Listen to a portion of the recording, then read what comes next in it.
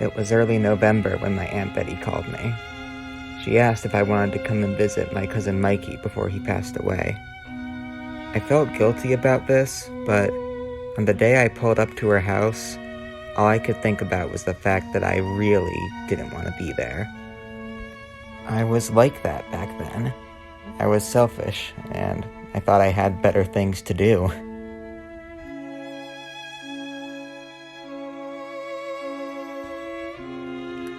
I still cringe when I recall exactly what was going through my head as I got out of my car and began to make my way to the front door. All these thoughts about how unfair my life was. I wish I could have understood the suffering that was going on in that house. If I had known more, maybe I could have done more.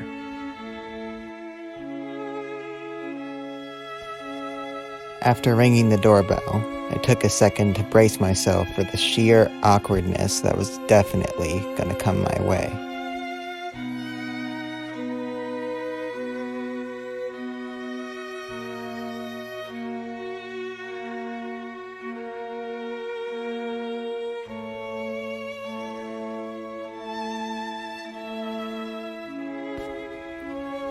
We didn't really have a whole lot to say to each other.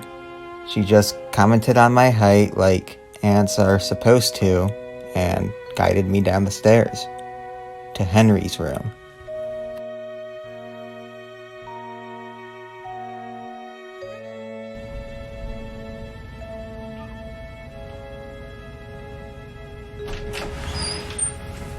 Ever heard of knocking? Sorry, I just... Don't worry about it. I'm just messing with you. Okay.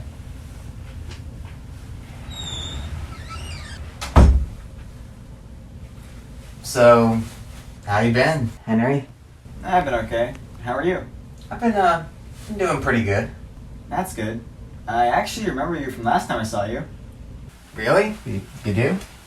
Yeah, the Christmas party 5 years ago. I barely remember. I remember it vividly. We had turkey instead of roast beef that year because everyone was busy during Thanksgiving. And you insisted that if they gave you both of the legs, that you would eat them till the bone was completely cleaned off. I do remember that. And I did. Yeah, you did. And then you and I went to go play out in the snow, but when we were out there, you suddenly had sick and throw up all over me. And then you ran inside, and while everyone was trying to help you, I was out in the cold for like 30 minutes. That does ring a bell, yeah. I think it's funny. I think it makes me look like a pretty lame cousin. Well, now we can fix that. I guess so. What do you want to do? Could you read to me? Yeah, totally. What do you want to read? I like this one. That's a big book. It's Shakespeare. I've never been much of a Shakespeare guy. I'm dying, Jonathan. Shakespeare it shall be it.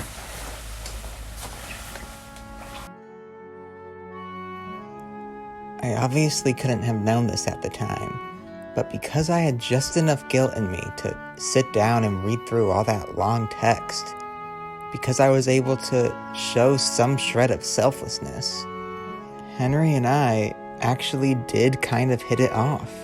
He was a great kid. Despite his condition, he just seemed so animated and alive. When I wasn't busy reading him that block of pages, he would tell me what his life was like before his illness took over. How when he was healthy, he would go out on bike rides, on paths and trails for hours on end. He would vividly describe to me the way the sunlight would illuminate the landscape around him so beautifully, and how often he would just stop and take it all in. After I heard that, I decided I wanted to do something for Henry. I decided I wanted to grab my camera, go to his favorite bike spots, and take as many pictures of the area as I could. Then when Christmas rolled around, I would give them to him as a gift. There would be something for him to hold and look at whenever things were becoming too much. They would be a perfect physical representation of a beautiful memory. But as it turns out, he didn't make it till Christmas.